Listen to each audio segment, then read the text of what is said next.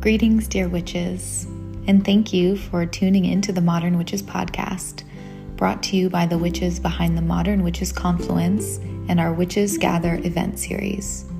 I am your host and Modern Witches creatrix, Casey Zabala, and I am here to offer this space to commune with the many multifaceted currents of witchcraft at work in our world. Together, may we collectively re-enchant our realities, both here and between the worlds.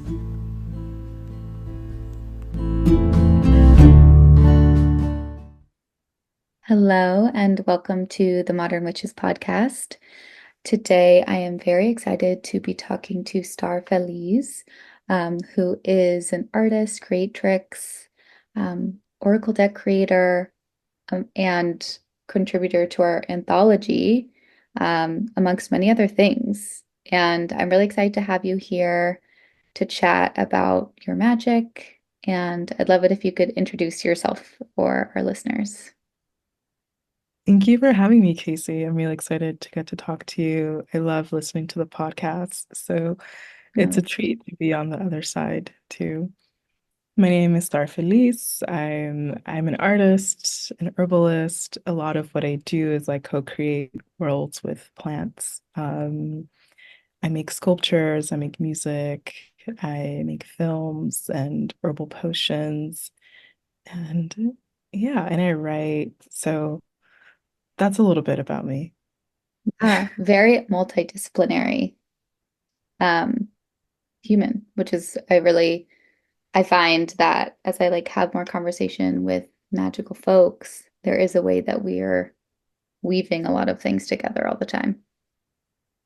Yeah, I do notice that a lot too. I think it's pretty special the way that the kind of modern mystic and art and general creative communities are really coming together at this time. Yeah, I definitely feel that. And you're based in LA, and I feel like there's a lot of that happening there, which is really exciting to see. But I'd love to hear a little bit about your background, your ancestors.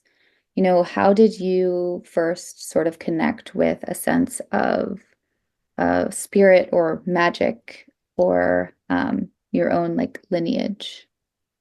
Mhm. What I will say is that magic has always been in my life and an influence in my life, whether or not I have the words for it. And oftentimes I didn't have the words for it or what my magical and intuitive gifts were. I think the language for that came later, but I I am Dominican American. My parents migrated to New York City just like a few years before I was born in the late 80s from the mountains of Dominican Republic, um, particularly from the region of the Bauruco Mountains. This yeah, small mountainous town. And yeah, and I grew up in New York City. It's where I spent the majority of my life. I would go back home to DR for summers at a time, but most of my upbringing was in New York, in Washington Heights and Harlem. So I very much lived in a bubble of with other Dominican immigrants. And didn't fully understand the breadth of American cultural landscape, I think, until I was maybe in middle school. I just thought everyone else was from another country as well. Yeah, and we spoke Spanish in the home and I spoke English in school. And you know, and we always understood ourselves as Dominican. Like we didn't necessarily have much language for our identity, but I think speaking English and being in school and kind of having access to a lot of, you know, other educational resources, because my mother went to school only up until the seventh grade, and my grandmother like never had a chance to go to school, or like read and write, just kind of as a reference point. Um, and then yeah, but our lineage, we are African and Taino and Spanish. And that's very much like reflected in the ways that we, practice everything really, from like seeing the way that my mother prays and like sets up her altars to like the foods that we eat and the plants that we're in relationship with. And that was really a lot of work that I was doing as a young person, was kind of like reconstructing our lineage through the stories that I would hear from my mother and my grandmother or like other relatives, and kind of like put the pieces together for us. And yeah, and that's a little bit about my background, and a lot of the medicine and the magic that I practice is really in honor and like directly rooted in our Afro-Taino descendancy. Mm. And that's sort of a beautiful like teaser into your anthology contribution, which is, let me get the title for our listeners. It's There is Sustenance in the Roots, which I really love. And it's this beautiful reflection of kind of like tracing these pieces of your lineage through story and working with plants, and a beautiful window into like how ancestral remembrance and remediation can kind of look, I think. Um, but I'm curious, is there a way in which like the title of which or the identity of which does that fit for you, or is there another word or sort of identity that you like to use to embrace your magic? Yeah, thank you for that question. It's because I never really felt connected to the word witch at Mm-hmm. all. I'm just like coming out of my mouth, like it just feels really reductive, but I Mm-hmm. do feel resonance with like I guess the modern witchcraft movement, and and like yeah, and like people who identify as witches and kind of witch histories and so, but it doesn't like, yeah, I never felt a resonance with that. For me, I felt more resonance with the words like healer, medicine person, mystic, um, curandera. Yeah. Yeah. I think those words have felt more more encompassing, I think, of like of maybe what's really happening, but also maybe just making it culturally specific, which Mm-hmm. is for me like I maybe that's why, because the word witch feels really like white American, like Mm-hmm. Wiccan, Mm-hmm. and of yeah, and it also feels like it's like there's this fad that's happening in terms of like aesthetics or this or that, and I'm just like I don't know. No, that's not who I am and what I do. So I do respect people that take on that name and like reclaim it, and because it does deserve reclaiming, definitely honoring that. Um and maybe that's also like as you can tell, probably like language is really important to me. and Mm-hmm. and has been a way of me making sense of this world, and then also like forming it for myself. So even with like I changed my name a few years ago, and that was a really important step for me, and or It's something that I always knew that I would do and that I had to do. And then there just kind of came a point where it's just like, yeah, like this story that's attached to this word, like it just was never me. So it's really time to let it go. Um, and there could have been beautiful ways, I guess, that I would use and reclaim that name. Like I would always shorten it and kind of do other things with it. But ultimately, it's like, yeah, that's not my name. Yeah. And it's so important, I think, in this like larger conversation of like, what does it mean to be a magical person and how do you identify and what feels like it embodies your energy or spirit the best. Um, I feel like that's just like something that's really important. And it's a question I like to ask people because I think there's a way in which the witch, it is very like Eurocentric, um, and very like laden with all these like stereotypes and histories and identities that like might not even have wanted that moniker in the first place. Mhm. So it's a really complex word to use, and it's very triggering for a lot of people on various levels. Um, but I do think that in this modern witchcraft movement, there is a way that we're reclaiming the essence of witch and then, using it in our own languages or using it in a way that's like more rooted in who we are and what our culture Mhm. is.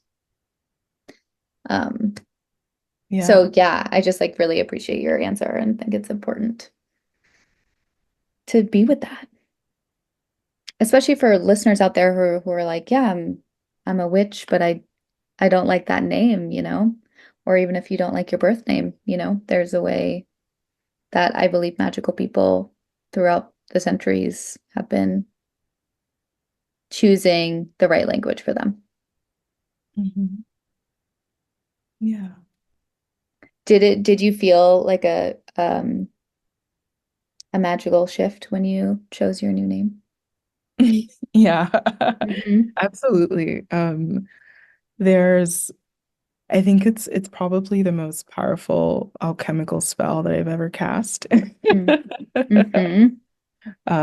Right. So my name is Star, and I think when I first changed my name, like I was in a or like during that time, there were a lot of shifts happening, and one of the shifts that was happening was I entered into a graduate school program, and I think some people in that world, or like, when I would kind of have studio visits, like because the art world is such a hierarchical place, like they thought that my name was like, had this significance with like celebrity or stardom or something, but Mm. that's not what it was at all. But it's been interesting to kind of hear that interpretation. But for me, it was all about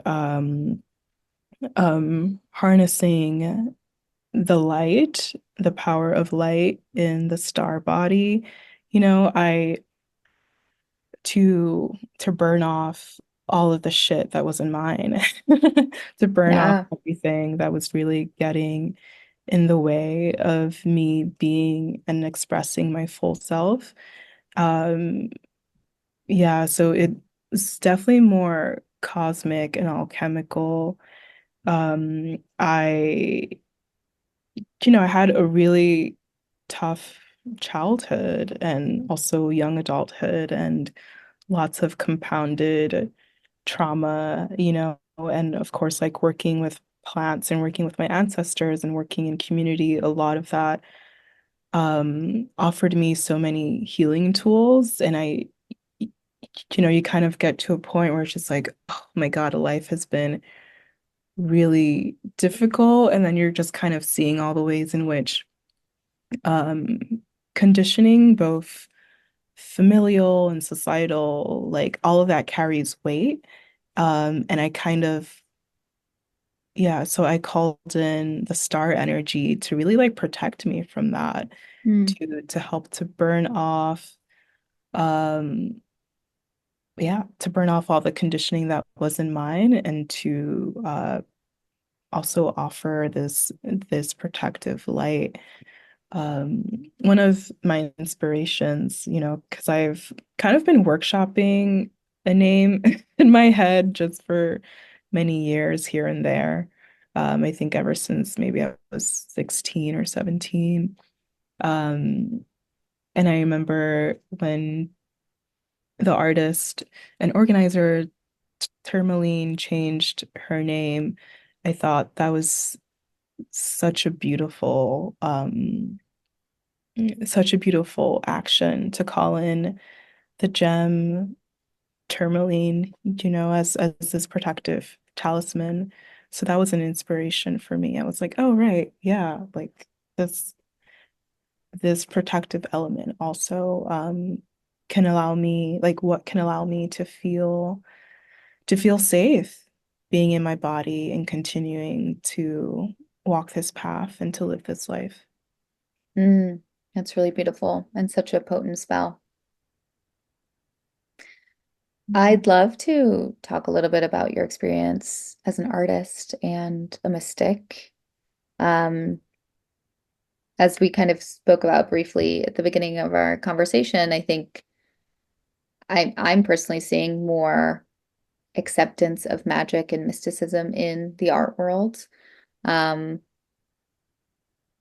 and I'd love to like hear your thoughts on that, but also just hear about, what does your practice look like, or what is maybe like some of the magic that you're planting along with your art, and how are you weaving that in? Maybe they're the same thing. As I say that, I'm like, they're probably the same thing, but Okay, good, because I forgot the first question already. good, good, good. Um, okay, I think you were asking about the art world and my experience there. Yeah. Well, yeah, I've, oof. Okay, so I've been working in the art worlds for a very long time, like since I was 16. I was kind of working for other artists as well as like showing my own work, and as well as like working in different institutional spaces. So it's Mhm. been more than 10 years, maybe 15 years. And I have noticed greater acceptance for sure, but there's still,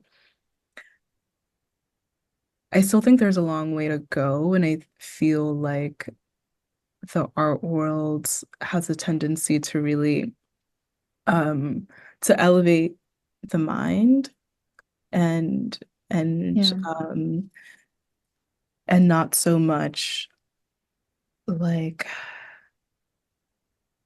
there's a way in which I think that let's say spirituality and care and magic and um these also, right, let's call it what it is, like these feminized and heavily racialized and decolonial ways of being in the world, of being in your body, of living life and being in relationship to all that is. Right? Like these are all very decolonial ways of being. They almost like need to be validated by this academic language in order for it to like have space and rigor of attention and rigor of dedication is something that I've noticed for a long time and I'm still noticing, but I do think that what has been exciting for me for a long time is the way that um a lot of artists that don't fit that mold are continuing to create their own platforms, really, and their own communities, and to share and to share our work in ways that like it does intersect with the institutional world at times, but it doesn't always have to, and it doesn't necessarily have to rely on that, right? Mm, yeah. Um, and there's a lot of examples, for example, like Eliza Swan of the Golden Dome School, who, were both friends of and peers with. Um, yeah, as well as like just many, many other young people that are particularly like, using social media and continuing to like use underground and DIY spaces to really present radical and impactful work. So Hmm. yeah, there has been a lot of growth, and I think more is coming as well. When I first started showing my work, I had a lot of fear, really, a lot of fear and a lot of trepidation to to show this part of myself and to be vocal about it, to like say it outright in my work. Um, because I didn't want to be shunned or, quote unquote, not be taken seriously as an Hmm. artist. And yeah, it took me maybe a couple of years to really um, integrate that more into the way that I spoke about my work.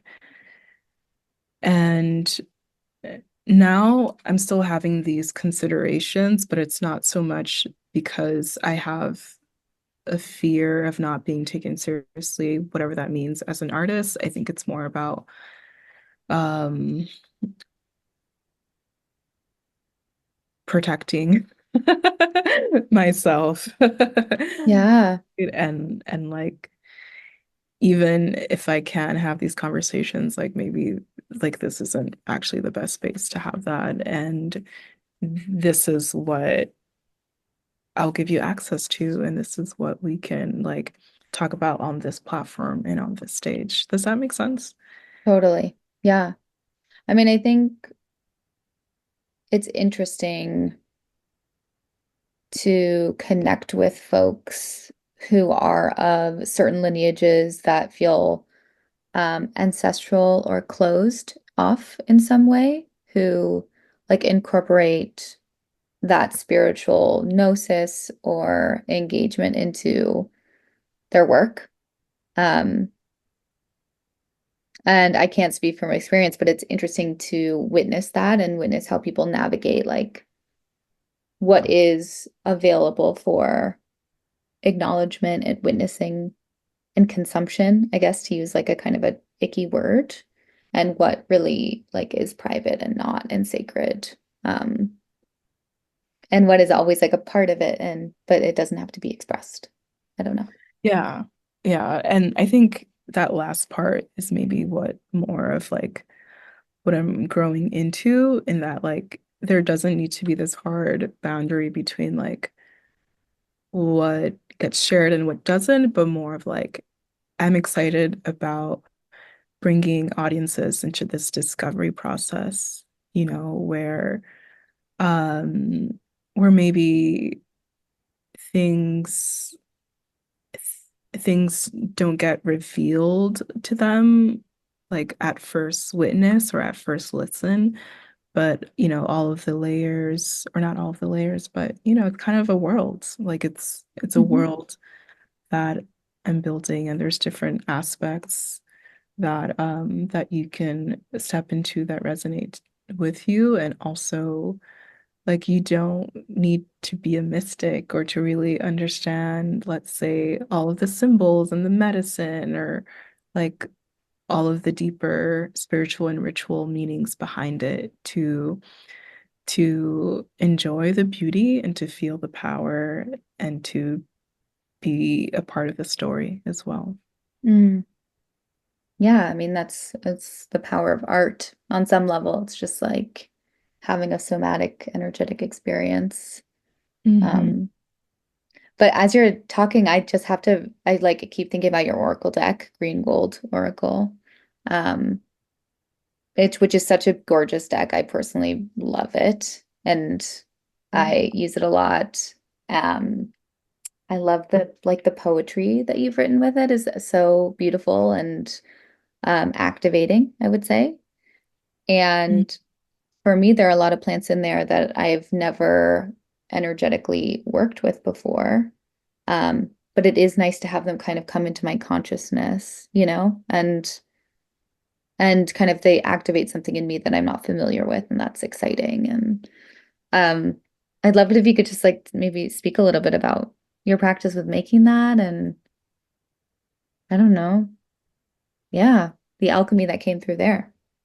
Mhm. Thank you. Thank you for your kind words. And thank you also for your support. As I was like, yeah, like getting ready to put this out into the world, like being able to talk to you and to hear Oh your yeah. thoughts and your experience was really helpful because I didn't set out to make an oracle deck I love when that happens. of my life or experience. And, you know, similar with a lot of things that I bring into the world, it's like I'm kind of just making things or creating or experiencing something, and then I get a pretty clear message that like this is a thing, and like this is meant to be shared. And in this is instance, it was like, um, you know, a major and I'd say foundational aspect of me working with plants to make medicine has been um, communicating directly with the spirit of the plant. That would always factor in definitely like before I I harvested any medicine, I would sit with the plants. They would often also come into my dreams, or and like we'd just be communicating, like whether we're right in front of each other or not. And I have these medicine notebooks, which I guess are more like, I don't know, like recipe journals or something, where I'm like writing what I'm learning from the plant or like what kind of yeah, new botanical formula I'm working on.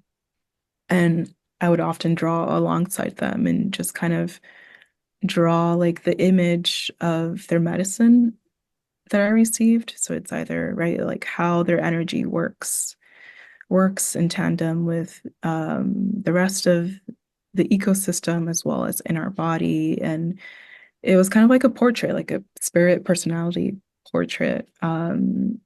And I really liked them and I liked seeing them. So I would just kind of draw them on index cards and like have them around in my room. And then I realized I was like, oh, wait, I think this is an oracle deck. I love it. And then the message came clearly from spirit to create the oracle deck. So yeah, it happened really, really organically. And then once it became clear to me what I was creating,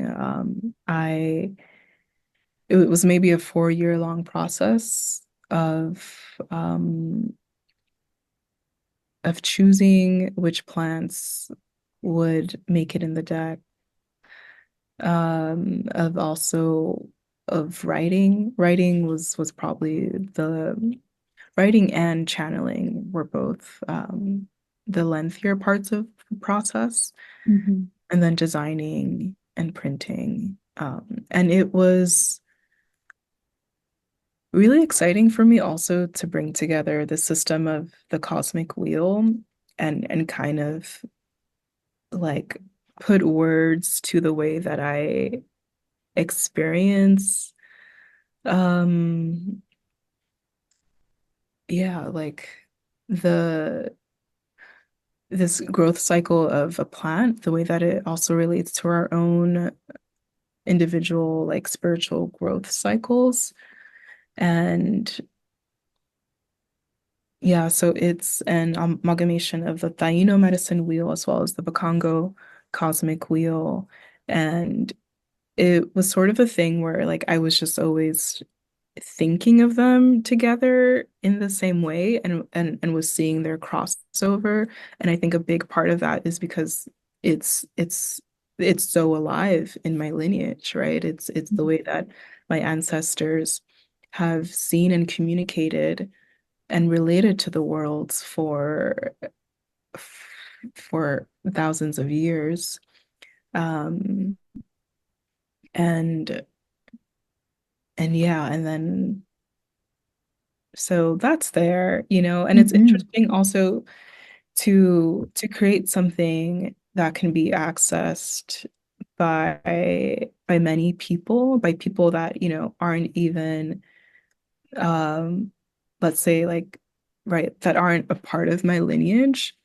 And I think that was also an important aspect of maybe why the spirit of this oracle deck wanted to come through me. And I think that's something that I'm also noticing is happening in modern witchcraft. And I think not just modern witchcraft, right? Like when we, okay, now maybe going on a tangent, but Let's hear it. I'm for it. I feel like um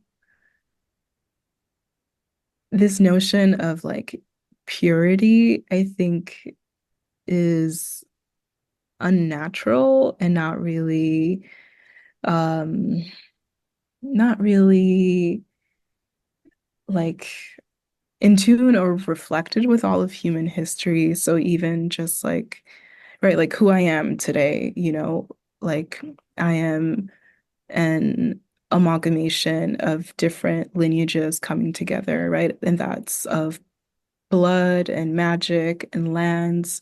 And even if you can just like trace your own people to one land for thousands of years, it's like even there, like there was crossover, whether that Mhm. happened by blood or by music or by art or by magic or some other kind of crossover and communication. And even before that, right? Like there is mixing. And And I think feels, that's what always feels exciting for me to name and to engage. I love engaging in that way because, um, you know, like I don't know why people see Indigenous people and Indigenous practices and Indigenous traditions. That's something that's of the past. It's like, no, like the nature of culture is that it's generative and it's always moving, it's always changing, it's always evolving. Culture is always living in the future. And that is also what Indigenous traditions do, you know? So that Yeah. I yeah, that's one thought that I had. no, I love that. I think there's a way in which I've seen the conversation around sort of like cultural appropriation in spiritual communities really shapeshift, I guess, or maybe become more complex, which it's, I think, needed to. Because I think even like 10 years ago, um, I think the evolution of like, white people who are like settlers or colonizers in their lineage, there's a way that people get frozen by that, like experience of disconnection or lack of belonging, trauma that like their ancestors have perpetrated. And I feel like there is maybe some shifting or some deepening of understanding taking place where um, we're moving away from cultural appropriation to cultural reverence and respect. And also doing a little bit of what you're talking about, which is like understanding the history of a lineage of a culture and really seeing how many strands of culture are woven together to even create like Western esotericism, for instance, to like use an institutional phrase or something.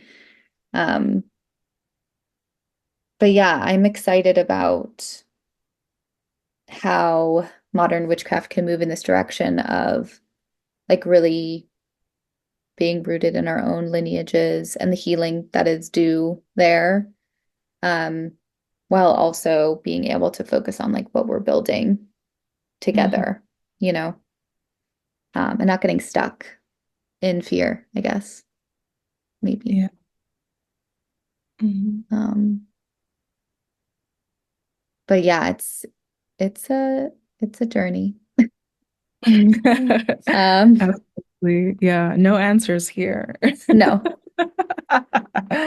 no. Just lots of ramblings. Yeah. Um, I have to ask, like, what are you feeling the most excited about right now in terms of your outlook, maybe for the future, for magic, for your art, anything really? Yeah.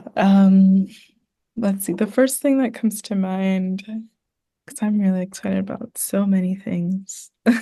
It's great. I'm I've been working on a new album. Yeah, I've been developing these songs for a while, and I just released a new single today, which will be part of the upcoming album. And yeah, Awesome. I'm really, really excited to bring this work into the world. There, yeah, I'm not gonna say a date yet because there is still a lot of work to be done, but um, it's yeah, it's a really beautiful project, and I feel really, really proud of it. And I'm so honored by all of the collaborators that I've had a chance to work with so far. And I'm really, really excited to bring this into the world and to perform it for, yeah, and just like share it with more audiences once it's here. Mhm. Amazing. That's super exciting.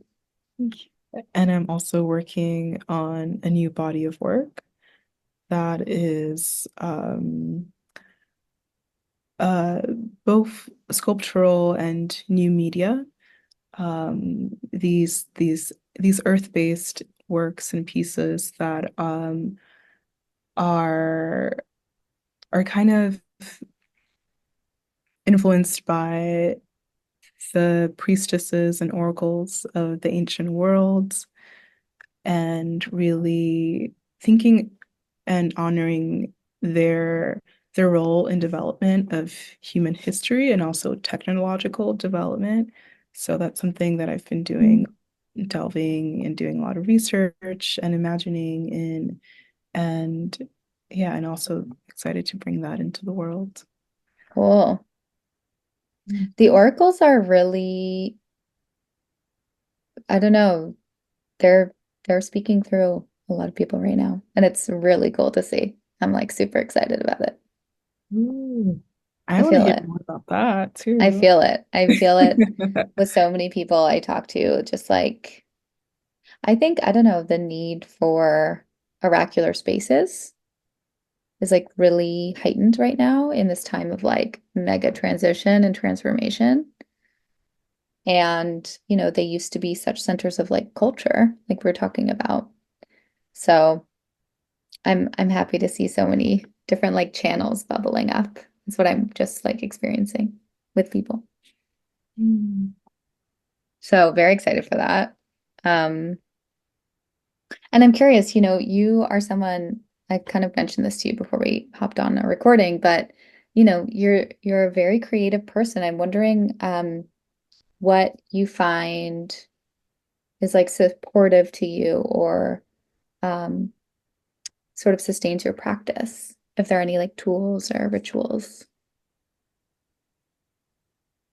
Definitely being in nature. I mean, it's such a um like maybe a cookie cutter answer, but it's incredibly restorative for me anytime that I'm surrounded by trees and in or by the water, or have extended periods of travel and like deep hermitage. Really, that's where a lot of my restoration and also visioning and dreaming comes from. My studio right now is surrounded by trees and gardens, and often I make a lot of medicine there. So that is like my absolute happy place right now. Um, and yeah, and that's also a lot of like my medicine making practice developed organically. Although now I have the Botánica, Hmm. Botánica Cimarrón, so now there is like more of a structure to that as well and to my creative practice. So also having support structures has been helpful for envisioning, for like building a life, a sustainable life from the work that I do. And with Botánica Cimarrón, I'm I'm currently visioning a fundraising plan, so things might go dormant for a while, but actually scratch that. Can you edit that out? I don't Yeah. I don't know why I'm saying all this. No, But totally. yeah. What was the question again? No, you're talking about your Botanica, which we haven't really talked about. And I'm curious, I feel like we're sort of at the end of our conversation, but I did want to ask, like, when did you get into herbalism and what was that journey like for you? Was that sort of through um, familial connections or otherwise?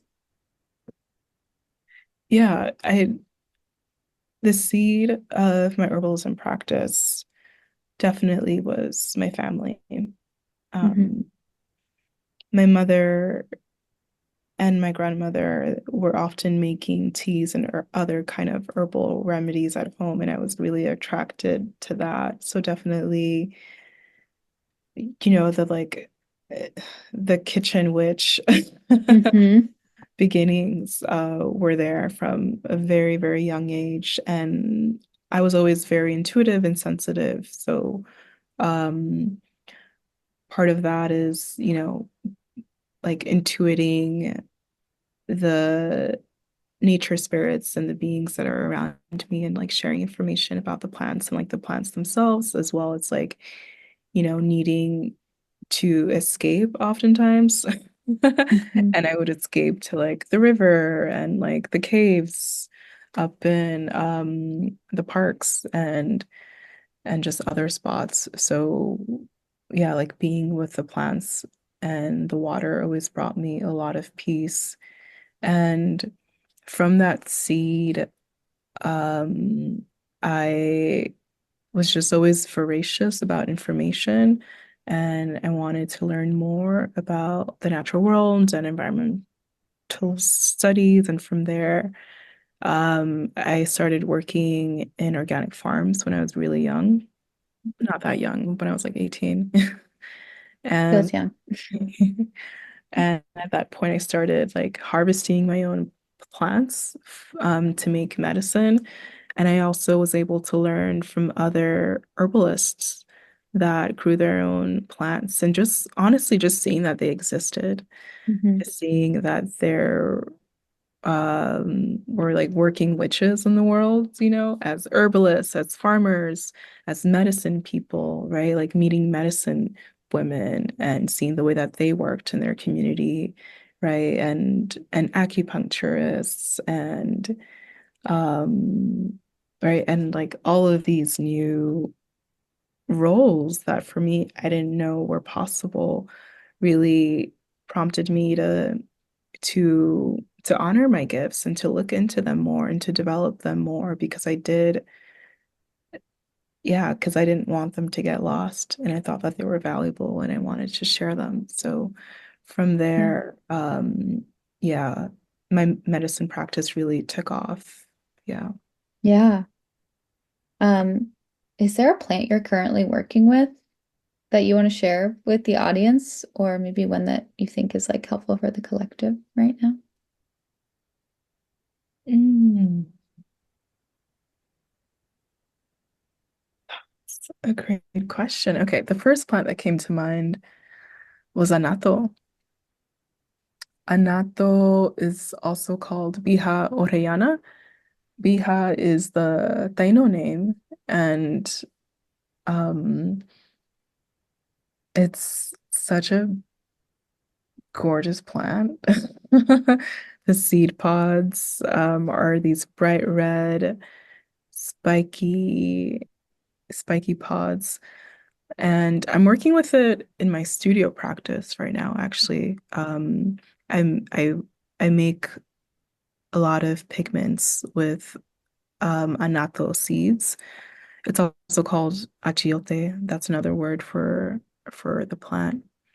So I make pigments with the seed pods and I work them into concrete and soil and other kind of earth materials that I'm working with in my sculpting process. Um, Traditionally, biha is used as a protectant for the skin. So you can mix it with other lipids and rub it on the skin, and it has both this protective and this beautifying process, right? Um, Mhm. as as body modification and body wear, body design, it always does. And that plant came forward, I think, for many reasons, right? Because we're truly we can't say this enough, right? We're truly in deeply transformative and uncertain times. And I feel like many of us are oscillating between despair, just utter despair and grief, and then these moments of hope and maybe inspiration and devotion. And I think Biha really allows us to be it strengthens us to be warriors of beauty, warriors of all that we want to devote our lives to, all that deserves care. And I think now more than ever, that's where our life force should be being poured into. Mm. Or at least that's especially what I'm doing as an artist who, Mhm. I think, yeah, I do get really deeply overwhelmed by the emotions that I'm feeling and that are circulating at this time and that really have always been. And, art is life-saving and life-giving. Mm. I love that. Yeah. I mean, I think we're at this place where it feels so important to honor the grief and all the darkness that is like feeling very all-consuming. And also it feels so radical to be able to like shift into this like creative mindset where it's like, and there's joy and there's pleasure still to be had, and we're having it. And we're building a future where that's like the center. So yeah, it is the transformation. Thank you for sharing that. I thought that was kind of like a wild question, but I'm really glad you were up for it. So thank you. Um, yeah, is there anything else that's coming up that you want to share with our audience before we wrap up our conversation?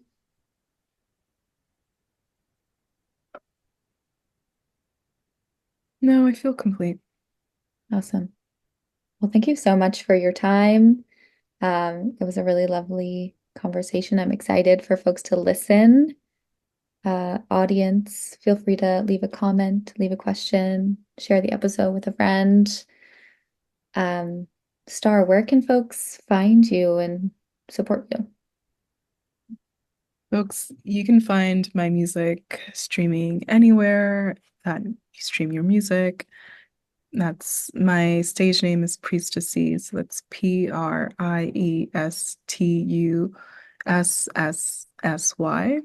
And you can find my artwork at starfeliz.com. And you can find my plant medicine at botánica.com. No. And yeah, and you can find me on all social media at Priestusssy as well. Thank you so much for having me. This was an amazing conversation. Yeah, thank you so much.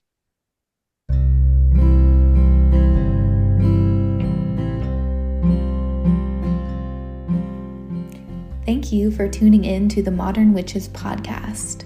We hope you've been inspired to cultivate your own magic and to craft your own spiritual practices. Let us know what sparked your curiosity by leaving us a comment on this episode or leave us a review.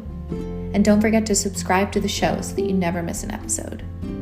Your feedback and engagement truly fills our cups.